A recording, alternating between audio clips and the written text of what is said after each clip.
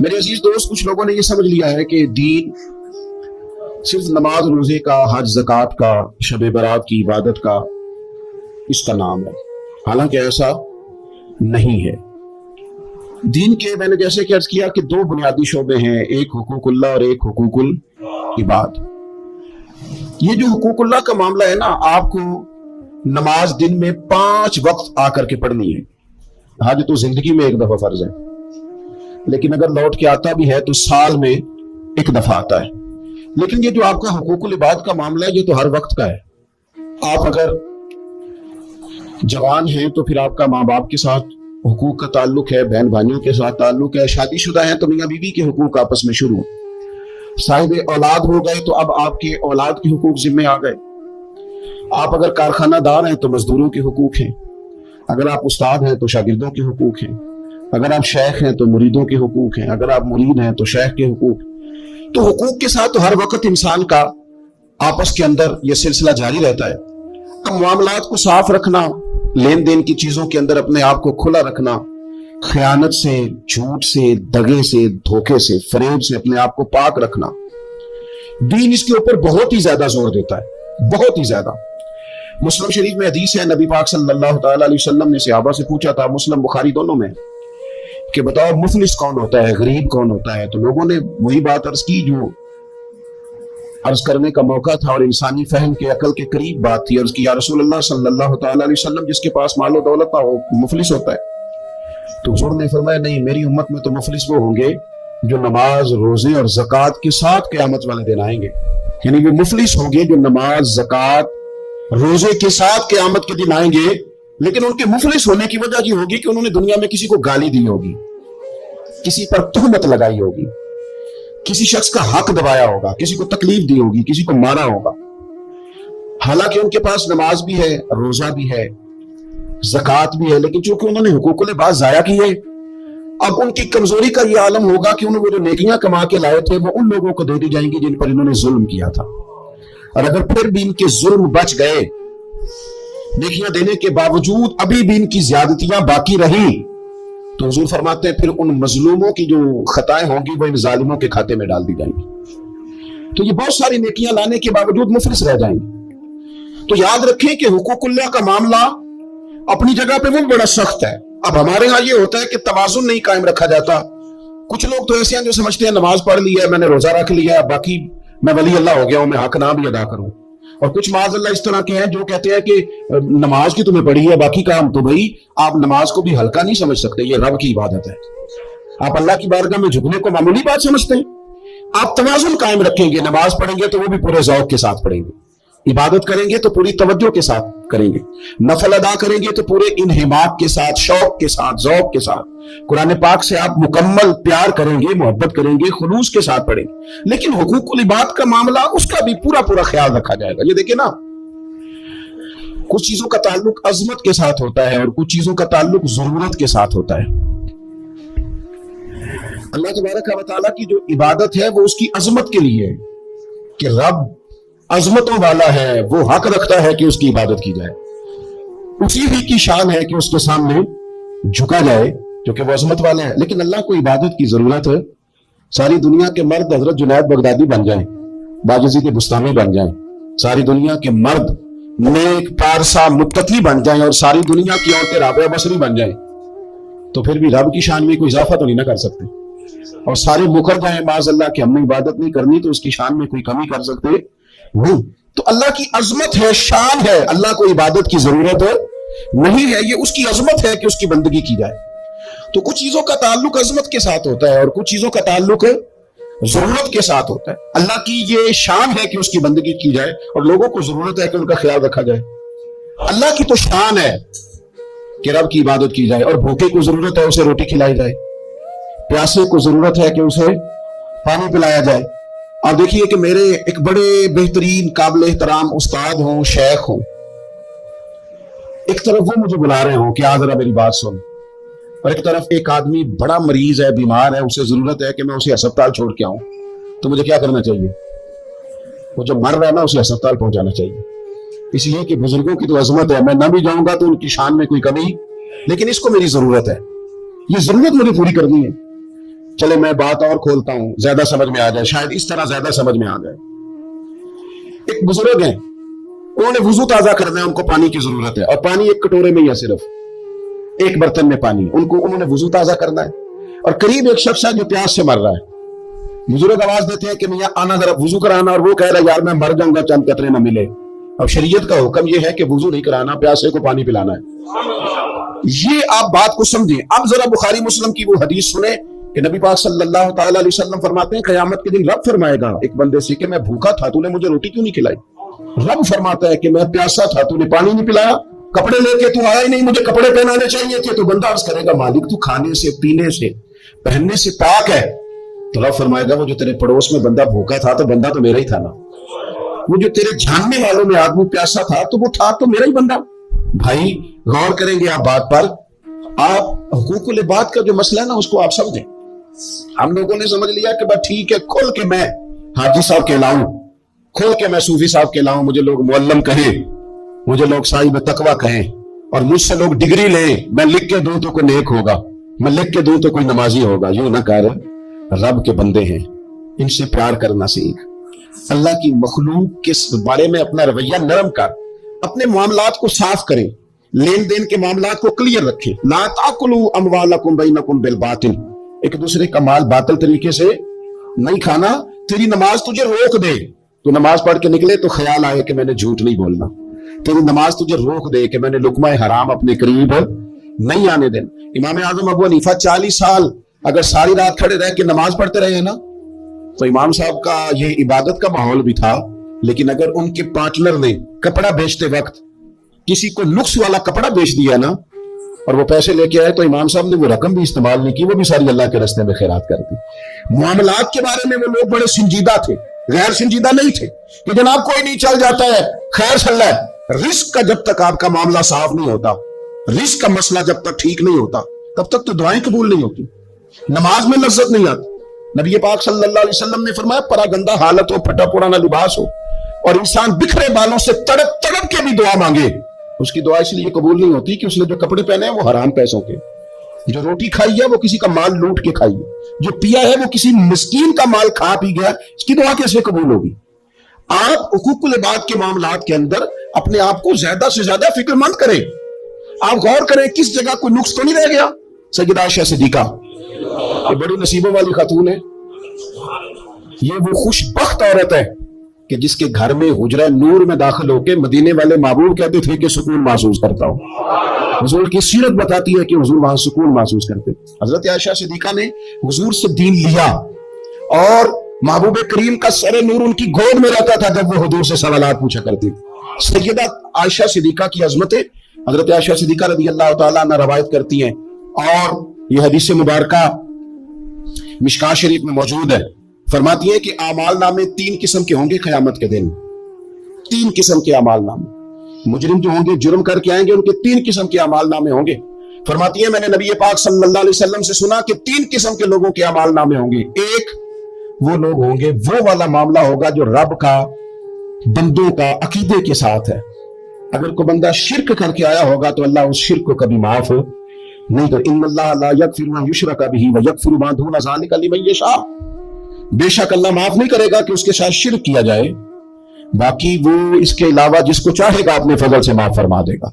تو ایک تو یہ اعمال نامہ قیامت کے دن ہوگا جو مشرک ہوگا اسے معاف نہیں کیا جائے، اور دوسرا سیدہ عائشہ صدیقہ رضی اللہ تعالیٰ عنہ فرماتی ہے کہ نبی پاک علیہ السلام نے فرمایا ایک معاملہ حقوق العباد کا، بندوں کا بندوں کے ساتھ معاملہ، کسی نے کسی کی ذلت کر دی، رسوائی کر دی، مال دبا لیا، تانا دیا، تکلیف دی، فرمایا یہ دوسرا اعمال نامہ ہے، یہ بھی رب اتنی دیر تک معاف نہیں کرے گا جب تک بندہ بندے کو معاف نہیں کرے گا، یہ معاف نہیں کیا جائے گا۔ اور تیسرا فرمایا معاملہ اللہ اور بندوں کا ہے، عبادت کا معاملہ ہے، نماز کا معاملہ ہے، روزے کا معاملہ ہے، فرمایا اس میں رب بڑا کریم ہے، اپنے فضل سے فیصلہ کرے گا، چاہے تو عذاب دے اور چاہے تو اپنے فضل سے بندوں کو معاف فرما دے، چاہے تو اپنے فضل سے معاف کر۔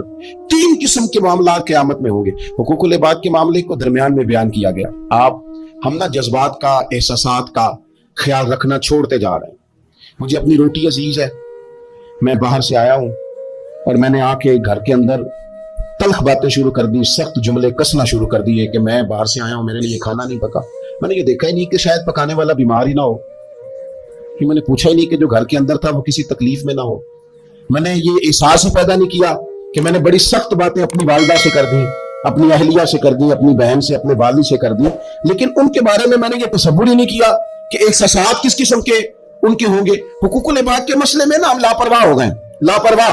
हुकूकुल इबाद के मामले में अपने आप को समझाएं, कायल करें, नमाज ज़ौक़ से पढ़े, नमाज शौक से पढ़े, नमाज तवज्जो से पढ़े, इसे कभी हल्का ना जाने।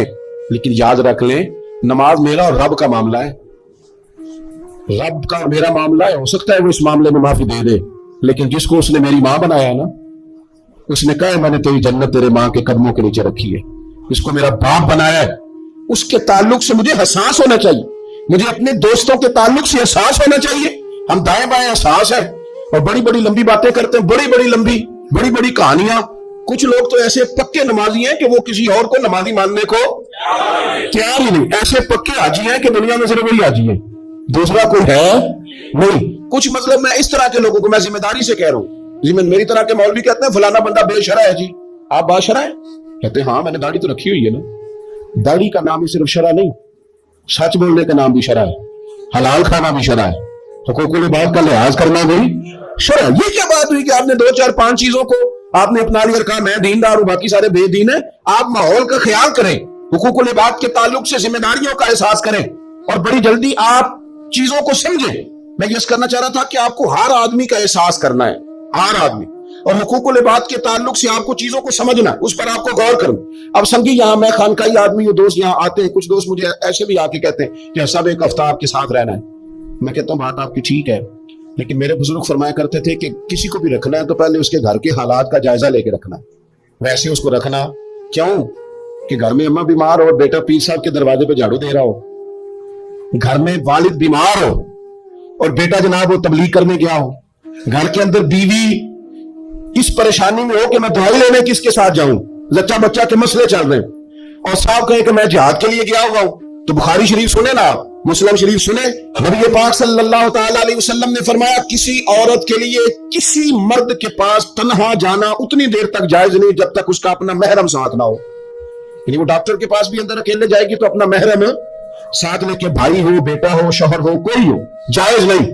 और फरमाया सफर करना भी उसके लिए जायज नहीं जब तक कि उसका महरम साथ हो। ये सफर का मामला भी बड़ा अजीब है। उम्रे के लिए लोग मसला पूछ लेते हैं कि औरत बगैर महरम के जा सकती है, मैंने कहा जी नहीं जा सकती। हज के लिए बगैर महरम के जा सकती है, जी नहीं जा सकती। लेकिन औरत के लिए सिर्फ हज उम्रे में महरम शर्त नहीं, वो पिंडी भी बगैर महरम के नहीं जा सकती, वो मुल्तान भी बगैर महरम के नहीं जा सकती। वो जितना सफर हो ना 3 दिन का जिससे इंसान मुसाफिर बनता है, वहां वो शादी पे भी बगैर महरम के नहीं जा सकती। वो सफर हो अगर इतना जिससे बंदा मुसाफिर बनता है तो वो वहां किसी के इंतकाल के भी बगैर महरम के नहीं जा सकती। हज उम्रे पे महरम याद आते हैं, बाकी जगहों पे भी याद रहना चाहिए। अजीज, नबी पाक सल्लल्लाहु अलैहि वसल्लम ने फरमाया औरत किसी मर्द के साथ तन्हा ना हो जब तक कि उसके महरम साथ ना हो, और वो सफर भी ना करे जब तक उसका महरम साथ ना हो। एक सहाबी उठ के खड़े हो गए, बुखारी मुस्लिम है, अर्ज करने लगे या रसूलल्लाह सल्लल्लाहु अलैहि वसल्लम, मेरी बीवी तो हज करने जा रही है और मेरा नाम जिहाद के लिए गज़वे में लिख दिया गया, वो जा रही है हज के लिए और मैं जा रहा हूं जिहाद के लिए, तो मेरे लिए क्या हुक्म है? तो ये अब हुजूर ने फैसला फरमाया, ये हुजूर ने फैसला फरमाया कि तबलीग करनी है, कि जिहाद करना है, कि तूने खानकाह पे जाके पीर साहब की बारगाह में रहना है, कि तूने हुकूकुल इबाद को मुकद्दम करना है। या रसूल अल्लाह, मेरा नाम लिख दिया गया है गज़वे के लिए और मेरी बीवी जा रही है हज के लिए, तो हुक्म क्या है? तो हुजूर फरमाने लगे तू गज़वा रहने दे, अपनी बीवी का महरम बन के हज पे उसके साथ जा, क्योंकि उसे तेरी जरूरत है। तो जहां उसे जरूरत है तो उसकी जरूरत को पूरा कर। तो इस्लाम ने हमें शब बरात पे आप सिर्फ क्या माफी मांगेंगे कि या अल्लाह जो नमाज नहीं पढ़ी उसकी माफी दे, तो वो भी मांगनी है आपको, 100% मांगनी है। आइंदा से नमाजें पूरी करने का अहद करना है। लेकिन मेरे भाई, जो आपने हुकूकुल इबाद जाया किए हैं उनकी भी आपको माफी मांगनी है और सामने वाले से माफी लेनी है, राजी करके, बंदूक के जोर पे नहीं। जब टेलीफोन करके कहे मैंने मैसेज लिखा था तो आपने जवाब क्यों नहीं दिया, रिप्लाई क्यों नहीं किया, आप कहें मैंने माफ किया, भाई आप बंदूक के जोर पे माफी लेंगे? आप राजी करें। जब किसी से माफी ली जाती है तो उसे राजी किया जाता है, कहा जाता है कि इस जगह मेरी गलती थी, मैं तुझसे माफी मांगता हूं। तो हुकूकुल इबाद का जो मसला ना, देखे मेरे नबी पाक अलैहिस्सलाम की हदीस मौजूद है तरगीब व तरहीब के अंदर, ایک شخص نے آ کے عرض کی یا رسول اللہ صلی اللہ تعالی علیہ وسلم میں جہاد پہ جانا چاہتا ہوں پر طاقت نہیں رکھتا, کمزور ہوں. حضور نے فرمایا ماں باپ میں سے کوئی ہے؟ بلے شاہ تو آسمانی اڈدیاں پڑھنا ہے, جیڑا گھر بیٹھا انہوں پڑھیا ہی نہیں. ماں باپ میں سے کوئی ہے؟ یا رسول اللہ میری والدہ زندہ ہے. تو نبی پاک علیہ السلام نے فرمایا گھر جا کے اس کی خدمت کر. اس نے خالی جہاد کا پوچھا تھا, جہاد کا. حضور نے 3 باتیں ارشاد فرمائی. ماں زندہ ہے, حضور زندہ ہے, فرمایا گھر جا کے اس کی خدمت کر, اللہ اس کی خدمت پر حج کا ثواب بھی دے گا, عمرے کا ثواب بھی دے گا, اور جہاد کا جو بھی عطا فرمائے گا. تو نے ایک بات پوچھی ہے, تجھے 3 چیزوں کا ثواب ملے گا, شرط یہ ہے کہ ماں کے قدموں سے جڑ جا. جا کے اسے راضی کر, جا اس کی نوکری کر, جا کے ماں کی خدمت کر, اس کے پاس بیٹھ, اس کے دل کو مطمئن کرنے والا وقت اسے دے. تو یہ آپ خالی نماز پر اکتفا نہیں کریں گے, آپ حقوق العباد کا بھی پورا لحاظ کریں گے, پورا آپ حقوق العباد کا لحاظ کریں گے. حقوق العباد ہر جگہ آپ کے ذمہ, آپ کے شیخ کے بھی حقوق ہیں, استاد کے بھی حقوق. یہ کیا بات ہوئی کہ مان بھی لیا, کہہ بھی لیا, غلامی کر بھی لی, دعویٰ بھی کر لیا, اور پھر کیا بات ہوئی؟ پیار بھی کرنا اور کچا کرنا اور تھوڑا کرنا, اور یہ کہ پھر اس میں کمزور پڑنا, اور پھر اس کے اندر جو ہے وہ اس طرح کر کے کمزوری لانا. یہ کوئی آئین وفاداری نہیں ہے, یہ کوئی طریقہ پھر درست نہیں ہے. تو حقوق العباد جہاں آپ کا تعلق ہے, جہاں اس تعلق میں آپ غور کریں گے کہ آپ کے معاملہ دیکھیں. اسلام کے اندر کتنا تڑپ کے جاتے ہیں ہم کعبۃ اللہ کی زیارت کرنے, کتنی تڑپ ہوتی ہے اللہ کا گھر دیکھنا ہے, حضور کی بارگاہ عالی مرتبت میں حاضری دینی ہے, مدینہ طیبہ حاضر ہونا ہے, کتنی بڑی فضیلت ہے. لیکن آپ کو پتہ ہے کتنی برکت والی جگہ ہے بیت اللہ شریف. طواف کے پھیرے 7 ہیں, لیکن ان میں حجر اسود کا بوسہ 1 ہے. حجر اسود کا بوسہ 1 دفعہ لے لو تو کافی ہے. کمال یہ ہے کہ صرف 1 ہی نہیں ہے, بھی کوئی نہیں. اگر رش زیادہ ہے نا تم دور سے اشارہ ہی کر لو, کس لیے اتنی دور سے چل کے آئے ہیں, تو اب بھی حجر اسود کو نہ چومے. تو ہمیں حکم دے دیا گیا کہ شوق تمہارا اپنی جگہ, پر تم اکیلے تو نہیں نہ آئے, بوڑھے بھی آئے ہیں, بیمار بھی آئے ہیں. دیکھیں ایک حدیث حضور صلی اللہ علیہ وسلم نے فرمایا کہ میرا دل کرتا ہے کہ میں کسی جوان سے کہوں کہ وہ عشاء کی جماعت کرائیں, اور میں جوانوں سے کہوں کہ وہ لکڑیاں جمع کریں, اور جو لوگ نماز پڑھنے نہیں آئے میرا دل کرتا ہے ان کے گھر جلا دوں. اتنا سخت تاکیدی حکم جماعت کے لیے بیان کیا. لیکن یہ بھی بیان کر دیا کہ اگر تم نے کچا لہسن کھایا ہے, پیاز کھایا ہے, مولی کھا لی ہے, تمہارے منہ سے بدبو آتی ہے, یا تمہارے جسم سے کسی وجہ سے بدبو آتی ہے, تو مسجد نہ آنا, نمازیوں کو تکلیف ہوگی. اللہ کرے آپ سمجھے, جماعت کا حکم اپنی جگہ پہ تاکید کے ساتھ ہے, لیکن آ کے کسی نمازی کو تکلیف دینے کی پھر بھی اجازت نہیں ہے. یعنی جس مسجد میں کچا لہسن پیاز یہ چیزیں کھانی حرام تو نہیں نا, جائے گا نا, لیکن تیرے منہ کی بدبو سے کسی کو تکلیف ہوگی, تو تجھے کہا گیا کہ مسجد میں آ کے نمازی کو تکلیف نہ دے. لیکن تو نے وہ اس چیز پر قیاس ہی نہیں کیا, تو نے لفظوں سے تکلیف دے دی, جملوں سے تکلیف دے دی, باتیں کسنی, ایسے سلام پھیر کے بندہ پیچھے ہٹا ہے, پتہ نہیں کیا مجبوری ہے اس کو, تو ایک ساتھ نے روک لیا, کہ تیرے بڑی کال ہے, اتنی جلدی تھی تو آیا کیوں تھا؟ بھائی پوچھ تو لینا اسے, خدا جانے کیا مجبوری ہے, وہ آ گیا نماز پڑھ لی, اب کیا مسئلہ کیا جا سکتا ہے. تو اس طرح نہ کریں. وہ کسی نے کہا تھا میرا اس شہر یا دعوت میں بسیرا ہے جہاں لوگ سجدوں میں بھی لوگوں کا برا سوچتے ہیں, لوگ سجدوں میں بھی لوگوں کا برا سوچتے ہیں. تو آپ کے جو حقوق العباد کے معاملات ہیں اس میں صرف نماز روزے کی گواہی ہی قابل قبول نہیں ہے. حقوق العباد کا مسئلہ بڑا ضروری ہے. آپ کے لین دین کے معاملات کس طرح کے ہیں یہ معاملہ بڑا ضروری ہے. آپ معاملات کے کتنے صاف ہیں یہ مسئلہ بڑا ضروری ہے. آپ اپنے وعدوں کے کتنے پابند ہیں یہ معاملہ بڑا ضروری ہے. آپ قول و قرار پہ کتنی جلدی پہنچتے ہیں یہ معاملہ بڑا ضروری ہے. آپ کا حقوق العباد کے مسئلے میں صاف ہونا, لین دین کے معاملات میں صاف ہونا, رشتہ داروں کے ساتھ آپ کے تعلقات کا کھرا ہونا, پڑوسیوں کے ساتھ معاملہ ٹھیک ہونا, آپ کے دوستوں کے ساتھ جو آپ کے ساتھ رہتے ہیں ان کے ساتھ معاملہ ٹھیک ہونا. ایک بندے نے نا گواہی دینی تھی, حضرت عمر کا زمانہ تھا. ذرا دین کو دیکھیے, ہمارے اکابرین, ہمارے اسلاف, صحابہ کرام علیہم رضوان دین کی کون سی صورت ہمارے سامنے رکھتے ہیں. امام غزالی نے اس کو لکھا ہے. حضرت عمر فاروق رضی اللہ تعالیٰ عنہ کا زمانہ تھا, تو کوئی مسئلہ, کوئی مقدمہ پیش ہوا, تو ایک صاحب کسی کی گواہی دینے لگے اور تعریف کرنے لگے, بندہ بڑا اچھا ہے, بندہ بڑا اچھا ہے. تو حضرت عمر نے 3 باتیں ارشاد فرمائی. آپ فرمانے لگے تو اس کا پڑوسی ہے؟ اس نے کہا نہیں. تو فرمایا تمہیں کیسے پتا بڑا اچھا ہے؟ پھر آپ نے فرمایا تو نے کبھی اس کے ساتھ سفر کیا ہے؟ اس نے کہا نہیں. آپ نے فرمایا پھر تجھے کیسے پتا کہ بندہ بڑا اچھا ہے؟ تیسری بات ارشاد فرمائی، فرمایا کبھی درہم و دینار کا لین دین کیا ہے؟ کہا حضور نہیں، تو فرمایا پھر تمہیں کیسے پتا بندہ بڑا اچھا ہے؟ جب وہ تینوں سوال اس کے ساتھ ہو چکے تو حضرت عمر نے کہا، جناب عمر نے، حضرت عمر فرمانے لگے اچھا تو نے اسے نماز پڑھتے دیکھا ہوگا، تو نے اسے مسجد میں عبادت کرتے دیکھا ہوگا، تلاوت کرتے دیکھا ہوگا؟ کہا حضور ہاں۔ فرمایا اگر تو نے خالی عبادت کرتے دیکھا نا تو پھر جا تو گواہی نہ دے، تو اسے کوئی نہیں جانتا۔ خالی گواہی عبادت پر نہ دے، حالانکہ وہاں بھی گواہی ہے، مسجد میں آتا جاتا دیکھو تو صاحب ایمان ہونے کی گواہی دو، لیکن اس کے معاملات کی گواہی، اس کی صفائی اور ستھرائی کی گواہی یہ آپ تبھی دیں گے جب آپ کا اس کے ساتھ لین دین کا کوئی تعلق رہا ہوگا۔ حضرت عمر نے فرمایا خالی نماز دے کے گواہی نہ دے، خالی نماز دے کے گواہی نہ دے، تو بتا کہ پڑوسی رہا ہے اس کا، سفر کیا اس کے ساتھ، کبھی لین دین کے معاملات ہوئے، اگر ان معاملات میں کھڑا ہے تو پھر گواہی دے، اور اگر یہ نہیں تو پھر تو اسے جانتا بھی، اپنے معاملات کو صاف رکھے۔ تو قرآن مجید نے سورہ نساء کے اندر توبہ کرنے والوں کی بابت ارشاد فرمایا کہ توبہ کرنے کے بعد والی زندگی کیسی ہو، توبہ کی شرائط کیا ہے، توبہ کن بنیادوں پر ہے۔ کیا خالی توبہ پکار لینے سے، شب برات کی رات رو لینے سے، شب قدر کی رات آنسو بہا لینے سے اور اللہ کی بارگاہ میں 2 نفل ادا کر لینے سے توبہ مکمل ہو گئی؟ تو قرآن مجید نے یہاں توبہ کا ذکر فرمایا، اگرچہ پیچھے جو آیات ہیں اس میں تذکرہ منافقین کا ہو رہا ہے کہ منافق جہنم کے سب سے نچلے طبقے میں ہوں گے، لیکن فرمایا اگر وہ توبہ کر لیں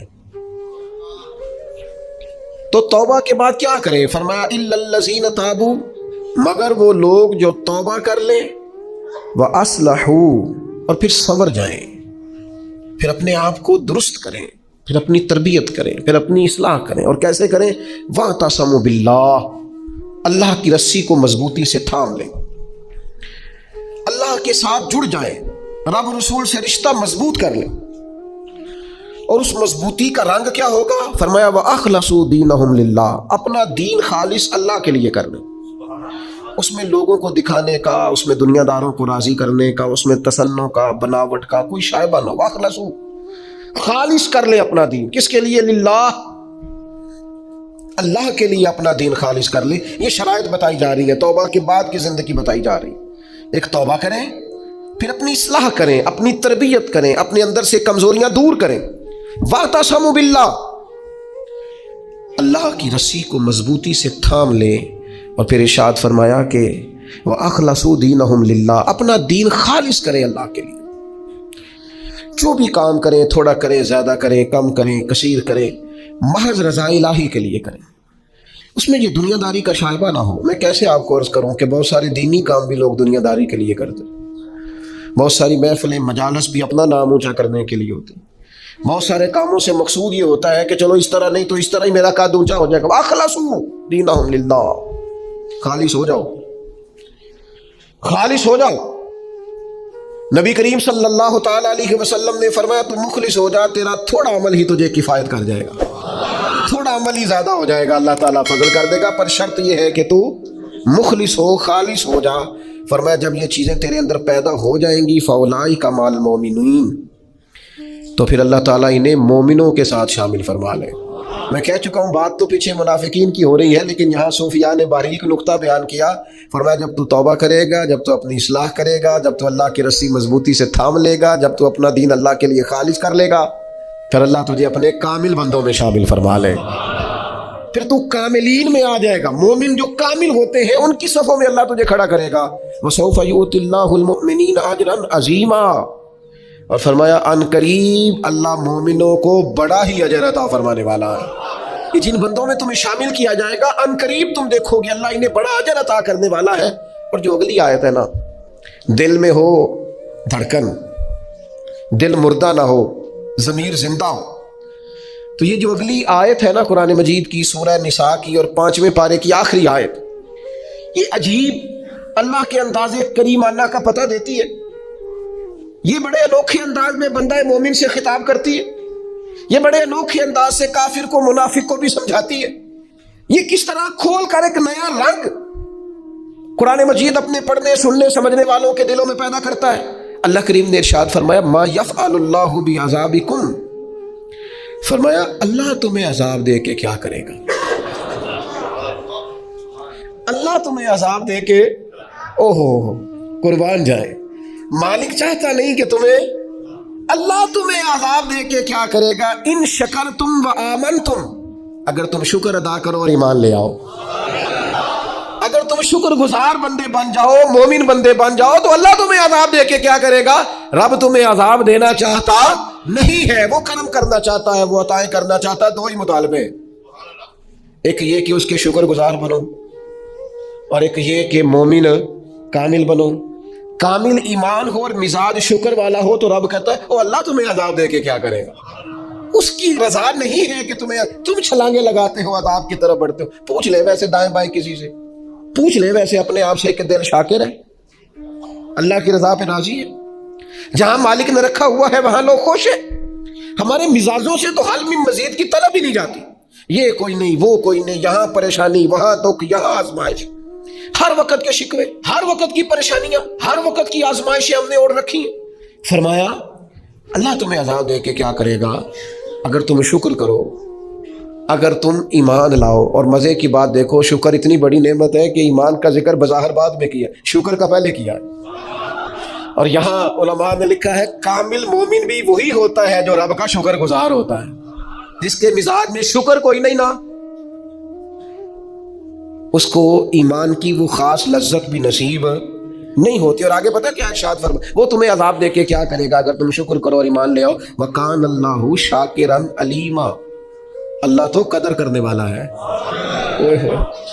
اللہ تو قدردان ہے، اللہ تعالیٰ تو صلہ دینے والا ہے، اور علیما وہ جاننے والا ہے تمہارے دلوں میں کیا ہے۔ تم اگر شکر کر لو، تم اگر ایمان لے آؤ تو اللہ تمہیں عذاب دے کے۔ ہمارا پتہ مزاج کیا ہے؟ ہماری طبیعت سے ناشکری نہیں جاتی، ہمارے مزاجوں میں ایک بات پیدا ہو گئی ہے کہ میں دکھی ہوں، فلانا مجھ سے بڑا اچھا ہے، اس نے ہمیں مضطرب کر دیا ہے، بے چین کر دیا ہے۔ دکھ ہے کیا؟ دکھ ہے کیا؟ درویش کہتے ہیں دکھ یہی ہے، تیری مرضی اور ہے، رب کی مرضی اور ہے۔ جب تیری اور رب کی مرضی ایک ہو جائے پھر دکھ ہوتا ہی کوئی نہیں، پھر سکھ ہی سکھ ہے۔ جہاں رب رکھے تو شکر گزار ہو جا تو سکھی ہے۔ دکھ یہ ہے کہ تو کہتا ہے جو اللہ نے کیا ہے شاید معاذ اللہ وہ ٹھیک یہ ہونا چاہیے تھا۔ تو یاد رکھنے کی بات ہے، سمجھ لیں اس کو، توبہ کے بعد جو اپنی زندگی ہے اس کو کس طرح گزارتا ہے اسے سمجھیں۔ آ گئی شب برات، ساری رات روئیں گے مسلمان، پھر کیا بدل جائیں گے؟ پھر سویرے جھوٹ ختم ہوگا معاشرے سے، لاکھوں جو اکٹھے ہو کے ایک جگہ پہ توبہ کریں گے تو کیا پھر ملاوٹیں ختم ہو جائیں گی، رشوتیں ختم ہو جائیں گی، بددیانتیاں ختم ہو جائیں گی، ماں باپ کی نافرمانیاں ختم ہو جائیں گی؟ کیا معنی ہے رونے کا؟ توبہ کا معنی کیا ہے؟ او بھائی مزاج کو سمجھیں، دین کی حقیقت کو سمجھیں۔ توبہ جب آپ کریں گے تو اس کے لیے ضروریات کیا ہے؟ سب سے پہلی بات تو یہ ہے کہ توبہ کرنے کے لیے ندامت کی ضرورت ہوتی ہے۔ نبی اکرم صلی اللہ تعالیٰ علیہ وسلم نے ارشاد فرمایا، یہ احمد بن حنبل میں بھی حدیث ہے، مسند امام احمد بن حنبل میں، ابن ماجہ میں، دیگر کتب حدیث میں بھی محبوب نے فرمایا ندامت کا نام توبہ ہے، شرمندگی کا نام توبہ ہے، غلطی کر کے احساس ہو جانے کا نام ہے۔ اور جن لوگوں میں احساس نہیں ان کی کوئی توبہ نہیں۔ مجھے یاد تو نہیں جی کبھی کسی کا دل دکھایا ہو، مجھے یاد تو نہیں کبھی کسی کا برا چاہا ہو، مجھے یاد تو نہیں کبھی کسی کا نقصان کیا ہو، پر میں اللہ کی بارگاہ میں توبہ کرتا ہوں۔ بھائی آپ پاک صاف اتنے ہیں تو توبہ کس بات کی؟ آپ میں جب ندامت ہی نہیں پیدا ہو رہی، آپ گناہ کو گناہ ہی تسلیم نہیں کر رہے، اپنی غلطی نہیں مان رہے، تو توبہ کاہے کی؟ تو توبہ کرنے سے پہلے احساس پیدا کرنا، ندامت پیدا کرنا، شرمندگی دل میں پیدا ہونا، یہ تو پہلی سیڑھی ہے۔ اور اگر یہ سیڑھی حاصل نہیں ہے تو پھر توبہ انسان کو میسر آ سکتی۔ حضرت عمر فاروق رضی اللہ تعالیٰ عنہ ارشاد فرمایا کرتے تھے، جو لوگ زیادہ کثرت سے توبہ کرنے والے ہیں، استغفار کرنے والے، ان کے پاس بیٹھا کرو، ان کے دل نرم ہوتے ہیں، ان کی صحبت اختیار کیا کرو، مزاج کے نرم ہوتے۔ کیوں؟ کہ ان کے اندر احساس ہوتا ہے ہم سے غلطی ہو گئی، انہیں خیال آتا ہے۔ آج ہمارا سب سے بڑا مسئلہ یہ ہے کہ ہمیں احساس ہی نہیں اپنی غلطیوں کا۔ مومن کی شان یہ ہے کہ وہ رائی کے دانے کے برابر کبھی غلطی کرے تو اسے پہاڑ محسوس ہوتی ہے، وہ مجھ سے تو بڑا گناہ ہو گیا۔ اور منافق کی علامت یہ ہوتی ہے کہ پہاڑ کے برابر گناہ کرتا ہے تو رائی سمجھتا ہے، کہتا کچھ بھی نہیں، ساری دنیا نہیں کرتی، پھر کیا ہو گیا؟ ہو جاتا ہے انسان نہیں۔ مومن ڈرتا ہے، احساس ندامت ہر وقت اسے بے چین رکھتا ہے۔ اللہ کے بندے ہمیشہ ندامت کے ساتھ رہتے ہیں۔ دلوں میں احساس تو پیدا کرے، तबीयत तो हो यार कि मुझसे गलती हुई है। सैयदा आयशा सिद्दीक़ा फरमाती है, हुजूर ने फरमाया जो बंदा एतराफ़ करता है ना मालिक मुझसे गलती हो गई, एतराफ़ गुनाह करके माफ़ी मांगता है, ताब अल्लाह अलैहि, अल्लाह उसकी तौबा को कबूल फरमा लेता है। एतराफ़ ही नहीं, हमने जुर्म किया ही कोई नहीं, हमारे अंदर कोई गलती है ही नहीं सिरे से। जब हम ये मानने को तैयार नहीं तो फिर मुझे बताइए माना क्या हुआ। और दूसरी बात कुरान ने कही, व अस्लहू, फिर वो अपनी इस्लाह भी करे, फिर गुनाह छोड़ दे जिससे तौबा की, फिर दोबारा उस खता के पास न जाए।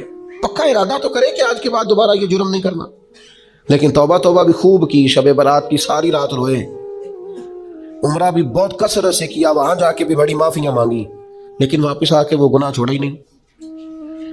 वो जिस गलती की तौबा की थी उसकी इस्लाह ही नहीं की, अपने आप को बदला ही नहीं। तो भाई बच्चा छुट्टियां करके आता है, उस्ताद कहता है मैं तुम्हें क्लास में नहीं रखूंगा, यहां से निकल जाओ। तो वो तालिब इल्म कहता है कि उस्ताद जी आइंदा छुट्टी नहीं करूंगा, आइंदा छुट्टी मुझे माफ कर दे, मैं आइंदा गैर हाजिरी। ये क्या है? ये उसकी तौबा है। अगर वो कहे कि जनाब आप माफ भी कर दें पर अगले हफ्ते 2 छुट्टियां मैंने दोबारा भी कर दी हैं, तो उस्ताद रख लेगा। तो उसे कहेंगे तू फारग है। वो यकीन दिलाता है, फिर अपनी अम्मा से सिफारिश कराता है, फोन कराता है, अब्बा जी का फोन कराता है, घर से वो किसी सिफारिशी को लाता है, कहता है जनाब ये मेहरबानी करें, ये मैं इनको साथ लाया हूं, मैं आइंदा छुट्टी, गलती हो गई, भूल गया था। वो बार बार कहता है जी आज के बाद हुआ तो जो मर्जी कर लीजिएगा, आज के बाद अगर गलती हुई तो फिर आप जो मर्जी फैसला कीजिएगा। ये गलती आइंदा ना करने का इरादा तौबा है। लेकिन सारी रात शब बारात पे रो के सवेरे ही दुकान खोलते पहला झूठ बोल देना और कहना मैं तौबा करके आया। तो हज़रत ज़ुन्नून मिस्री रहमतुल्लाह ताला अलैह फरमाते हैं गुनाह से बाज आए बगैर तौबा करना झूठे लोगों का तरीका है। ये रब से भी झूठ बोल के आया रात, इसका पूरा इरादा नहीं था तौबा, इसलिए कि गुनाह छोड़ने का इरादा ही नहीं, बाज आने का प्रोग्राम ही नहीं, इसका इस्तिग़फ़ार, इसकी तौबा, ये जुमले थे, ये लफ्ज़ थे, ये जुबान की अदायगी, कल्ब और रूह के साथ इसने तौबा नहीं की। मेरे भाइयों वक्त हमें मुयस्सर आ रहा है, इरादा करें ना खताएं छोड़ने का। अब कितनी देर तक, कितनी देर तक? बहुत सारे हालात बदल गए, उम्रें बढ़ गई, बात आगे निकल गई। इमाम गज़ाली फरमाते हैं जिसकी उम्र 40 साल हो गई और अभी भी वो गुनाह से बाज नहीं आया, इसका मतलब ये है कि वो अपने लिए जहन्नम का फैसला कर चुका है। माज़अल्लाह, उसने इरादा कर लिया है कि जाना ही गोया दोज़ख में, अल्लाह की नाफरमानी पर कमर बस्ता हो गया। तो दूसरी शर्त यह है कि इरादा किया जाए कि मैं आज के बाद ये वाला अमल नहीं करूँगा। और मैंने छोटे बच्चों को जो अभी 15-18 साल की उम्र में होते हैं, मैंने उन्हें देखा है कि वो असातिज़ा को और वालिदैन को कैसे मनाते हैं, वो अपने बड़ों को कैसे मनाते हैं, वो कैसे यकीन दिलाते हैं, कहते हैं आज के बाद दोबारा आप मुझे ये गलती करते तो महसूस होता है। फिर उन पर बड़े सख्त तरीन असातिज़ा को भी रहम आता है, कहते हैं यार कह तो रहा है, आखिर बच्चा है, चलो भूल गया था, रख लो, ख्याल आ रहा था। तो जब तक ये कैफियत पैदा नहीं होती उतनी देर तक शब बारात की शाम हाथ उठाने का मकसद समझ में नहीं आता, दुआ मांगने का मकसद समझ में, आपने पुख्ता इरादा ही नहीं किया। फिर तीसरी बात तौबा के मसले में हमारे उलमा ने ये लिखी है कि गुनाह जिस तरह लोग डट के करते हैं और ढटाई से करते हैं, तो तौबा वाले मामले में बंदे को जरा डटना चाहिए, कुछ दिन उसे प्रैक्टिस तो करनी चाहिए, जद्दोजहद तो करनी चाहिए, कोशिश तो करनी चाहिए। अल्लाह कहता है तो हिम्मत कर, रब तेरी मदद फरमाए। इन्नल्लज़ीना क़ालू रब्बुनल्लाहु सुम्मा इस्तक़ामू ततनज़्ज़लु अलैहिमुल मलाइका, जो कहेगा अल्लाह मेरा रब है फिर डट जाएगा, उसकी मदद के लिए अल्लाह फरिश्ते भी नाजिल फरमा देगा। इस्तिकामत का थोड़ा मिजाज हो, थोड़ी तबीयत हो कि हमने इस्तिकामत इख्तियार करनी है, डटना है। थोड़ा तौबा के बाद थोड़ा इरादा करना है कि यार नहीं, अब मैंने इस तरफ नहीं जाना, अब मेरा इरादा बदल गया, अब मैंने ये काम। एक सहाबी थे तो फरमाते हैं कि मैं तौबा करने से पहले एक खातून के यहाँ आया जाया करता था, फिर अल्लाह ने मुझे तौफीक दी, मैं तौबा कर गया और कलमा पढ़ गया, और जब मैं हुजूर की बारगाह से होके वापस आ रहा था तो वो रास्ते में मुझे आवाज़ें दे रही थी, लेकिन जब मैं नज़रें झुका के उसके पास से गुजर गया तो मुझे कहने लगी तुम वही नहीं हो। तो मैंने कहा नहीं, अब तो मैं तौबा करके आया, अब तो मैं अल्लाह का बंदा बन के आया। हज़रत हबीब अजमी रहमतुल्लाह ताला अलैह, अल्लाह ने मुझे तौफीक दी, मैं उनके मज़ार पे भी हाजिर हुआ। बगदाद मोहल्ला में उनका मज़ार है और मैं उनके ना कब्र की पैरों की जानिब खड़े होके ना तो उनके कुछ अकवाल उनको सुना रहा था, उनके कुछ अकवाल उनको सुना रहा था। हज़रत हबीब अजमी रहमतुल्लाह अलैह सूद का काम करते थे, दुआ करें अल्लाह हम सबको महफूज करे, आमीन तो करें। अल्लाह हम सबको, अब लोगों ने बगलों में फतवे भी रख लिए हैं। कल परसों मेरे पास एक साहब फतवा लेके आए, फलाने मौलाना साहब ने कहा फलानी बैंक का सेविंग अकाउंट भी ठीक है। ये मेरी बगल में फतवा है तो यहाँ पढ़ ले। मैं क्या तू मैनू को पूछना है जो तेरे को फतवा जो है, मैं एक बंदे को फतवा मिल गया है और उसने पकड़ा हुआ है बगल में है, मेरे पास क्यों आए? कहने लगा जी आप क्या कह रहे हैं? मैं क्या तू ता है तू मुतमिन नहीं मौलवी दी गल पे। अगर तू मुतमिन होता तो तस्दीक कर दे, तो ये तू मुतमिन नहीं है ना, इसका मतलब है कि बात के अंदर शक है, इस गल च रौला है। तो मैं क्या रौले वाली गल चंगी, तू मैं क्या फतवा दोबारा लपेट के जेब च पा, तू दस सेविंग अकाउंट ठीक होता है? कहना जी समझ नहीं आई तां ते आया। मैं क्या बस ठीक है, तेनों फिर समझ आ गई है। जी समझ नहीं ना आई है तो मतलब ये समझ आ गई, ये समझ ले। आप छोड़े, मैं किसी का नाम नहीं लेता, कोई बात नहीं करता। मैं आपको बुखारी की हदीस सुनाता हूं, नबी पाक अलैहिस्सलाम ने फरमाया एक हलाल है वो भी वाज़े, एक हराम है वो भी वाज़े है, एक में शक है कि पता नहीं हलाल है कि पता नहीं हराम है। मेरे करीम महबूब ने फरमाया तुमने शक वाली चीज से भी बचना है, शक से भी तुमने बचना है। इसलिए कि मुसलमान तय्यब और ताहिर का कायल होता है, वो पाकीज़ा मिजाज होता है, पाकीज़गी का कायल होता है। भाइयों ये बचें, ये रिज़्क़ हराम इतना नुकसान करता है कि इंसान का अल्लाह से रिश्ता कमजोर कर देता है। लुक़मा हराम से पूरी परहेज, पूरी जहर की तरह इससे परहेज करें, तेजाब की तरह इससे बचें, तब जाके इंसान की रूहानी जिंदगी कुछ आगे बढ़नी शुरू होती है। तौबा सच्ची, इखलास वाली, संवरने वाली और इस्तकामत वाली कि मैंने फिर दोबारा ये अमल नहीं करना। और आदतें बदल जाया करती हैं, आदतें बदल, आदी थे लोग शराब के, पर हुजूर ने फरमाया हराम है, तो फिर दोबारा कोई करीब बिल्कुल जिन चीजों की 100% कोई मना करने वाला नहीं था, उनको इशारों से मना किया मेरे नबी पाक ने। तो ये बंदा मोमिन की शान होती है, फिर वो इतने पक्के हुए कि दोबारा उन चीजों के करीब तो तौबा करें, लेकिन फिर उस पर डटें। और तीसरी बात यह है कि इस्लाह अहवाल करें, तौबा के बाद अपनी इस्लाह करें, अपनी तरबियत करें, अपने ऊपर तवज्जो दें। डॉक्टर दो किस्म के चार्ट देते हैं मरीज को, एक ये कि ये चीज़ें नहीं खानी और एक ये कि ये वाली आपने खानी है, ये आपके लिए। वो कहते हैं तुमने तली चीज़ नहीं खानी, तुमने तजाबियत वाली नहीं खानी, आयली चीज़ें नहीं खानी और सलाद ज़रूर खाना, फल का इस्तेमाल ज़रूर करना। ये क्यों बताते हैं कि अगर आपको सारी चीज़ें छोड़ देंगे तो फिर जिस्म के अंदर ताकत मौजूद नहीं रहेगी। कुछ आपको वो छोड़नी है जो नुकसान देती, लेकिन वो खानी है जो जिस्म को ताकत वर कर। इस्लाह अहवाल का माना ये कि ये गुनाह छोड़ दें और उसके साथ ये वाली नेकियां करें। सवेरे उठ के नफल पढ़ें, दिन में कुरान मजीद पढ़ें, इस्तिगफार पढ़ें, दरूद पाक पढ़ें, गरीब की मदद करें, माँ बाप की खिदमत करें, जो आपके ज़िम्मे हुकूकुल इबाद है उनको सही करके अदा करें। अपनी ज़िंदगी के अंदर बेहतर तब्दीलियां लाएं, अपने आप को बदलें। और नौजवानों से कहूँगा सोना ज़रा कम करें, आराम पसंदी और वजूद की आराम तलबी से बाहर आप ज़ाया हो जाएंगे। थोड़ी मुशक्क़त करें, थोड़ा कम सोने का मिजाज बनाएं, कम खाने का मिजाज बनाएं, कम बोलने का मिजाज बनाएं। इस्लाह अहवाल के लिए ज़रूरी है कि हम थोड़ी सी ना लज्जात को एक एक करके कम करना शुरू करें ताकि हमारी रूहानी ज़िंदगी मजबूत होने लगे। फिर मेरे भाइयों, तौबा के लिए एक बड़ा लाजमी और बड़ा अहम और बड़ा बुनियादी नुक्ता ये है कि कुछ काम ऐसे होते हैं जो उस नुक्ते के बगैर हो ही नहीं सकते। वो नुक्ता क्या है? वातसमु बिल्लाह, अल्लाह के साथ ताल्लुक को मजबूत करें, अल्लाह के साथ ताल्लुक को। हज़रत राबिया बसरिया फरमाती थी मेरे दिल में ख्याल, मुझे पता चल जाता है कि मेरा रब्बा मुझसे राजी है कि नाराज। ने कहा आपको कैसे पता चलता है?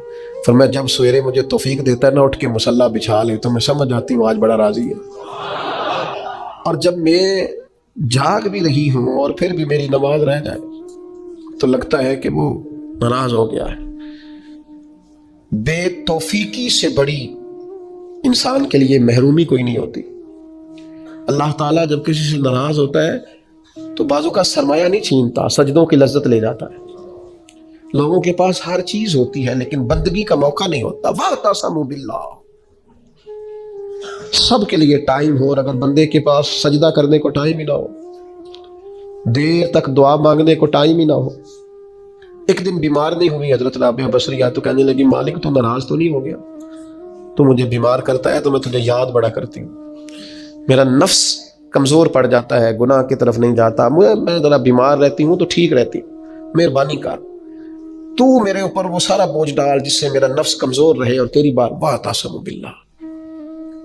لمبی لمبی دعائیں مانگا کریں, دیر تک اپنے رب کے حضور حاضر رہا کریں. بندوں کو 10-15 منٹ بعد سنائے تو وہ اکتانے لگ جاتے ہیں, وہ کہتے ہیں میں نے سن لیا ہے جو آپ نے کہا, مجھے سمجھ آ گئی, آپ بس کریں. آپ وہ کریم ہے, وہ کہتے ہیں نہ تمہارے رب کو اونگ آتی ہے نہ نیند آتی. جس وقت بھی دعا مانگو وہ قبول کرتا ہے. اپنا تعلق اللہ رسول کے ساتھ مضبوط کریں. میں اپنے دوستوں سے اکثر کہتا ہوں ہر چیز کمزور ہو جائے, تمہارا مصلی نہیں کمزور ہونا چاہیے. یہ شعبان, یہ رمضان, یہ مصلی بچھانے کے مہینے. مصلی, مجھے اہل عرب کی یہ عادت بڑی اچھی لگتی ہے کہ ان کی گاڑیوں میں بھی قرآن مجید موجود ہوتا ہے اور مصلی موجود ہوتا ہے.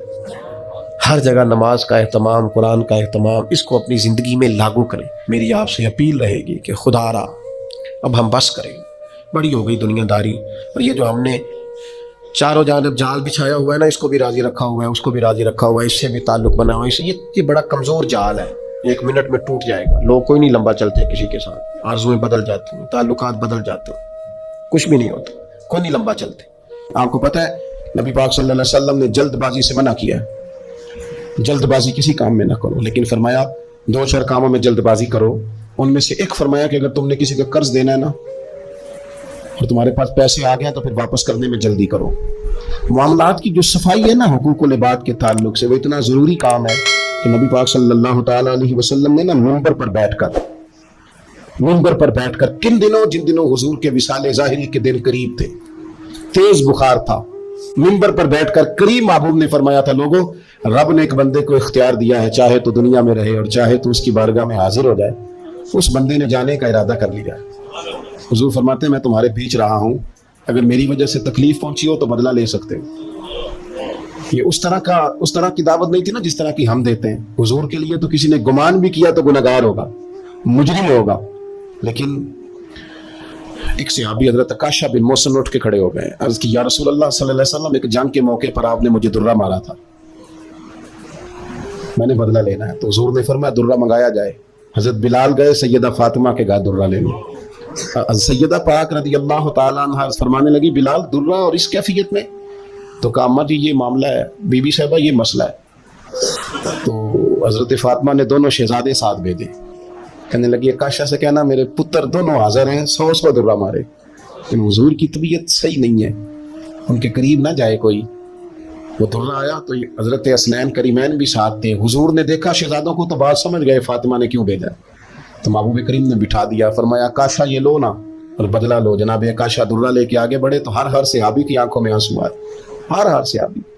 قریب آ کے کہا حضور کمر سے کپڑا ہٹائیے, میری پشت, اس وقت اس پہ کپڑا نہیں تھا, ننگی تھی جب درہ لگا تھا. حضور نے کپڑا ہٹایا تو جناب عکاشہ نے درہ دور پھینکا اور حضور کی کمر مبارک کو چومنا شروع کر دیا. دیر تک چومتے رہے اور پھر کہنے لگے حضور یہ آج میرا ہی مقدر تھا, اللہ نے مجھے یہ موقع دینا تھا. کس ظالم نے, کس نے آپ سے بدلہ لینا تھا, یہ تو ایک موقع بنایا تھا حضور کے قریب جانے کا. تو حضور نے فرمایا جس نے جنتی کی زیارت کرنی ہو میرے عکاشہ کی کر لے.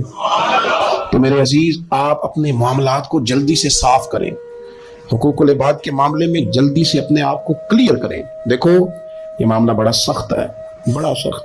ایک درویش فرمایا کرتے تھے میں دوست تعلق تھوڑے بناتا ہوں, جتنے لوگ کم ہوں گے حقوق بھی اتنے کم ہوں گے. ہمیں بڑا شوق ہے تعلقات بنانے کا, لیکن حقوق ادا کرنے کی ہم پوزیشن میں نہیں ہیں. اپنے معاملات پہ گہری نظر کریں. لینے دینے کا مسئلہ ہو, اونچا بولنے کا مسئلہ ہو, کسی قسم کی بھی کوئی دشواری ہو تو ان چیزوں کو آپ صاف کریں گے, کلیئر کریں گے, اس پر آپ اپنے آپ کو پیش کریں گے لوگوں کے سامنے, اور اپنے آپ سے وہ سارے حقوق جو ہیں وہ آپ ہٹا لیں گے. پھر آپ کے لیے آسانی ہو جائے گی. اللہ کے حضور دعا ہے کہ مالک کریم اپنا فضل فرمائے, اپنی رحمت فرمائے, اور اللہ تبارک و تعالی ہمیں اپنے آپ کو صاف رکھنے کی اور جہاں جہاں حقوق العباد کے معاملے میں ہمارے اندر کمزوریاں ہیں انہیں دور کرنے کی اللہ ہمیں توفیق عطا فرمائے.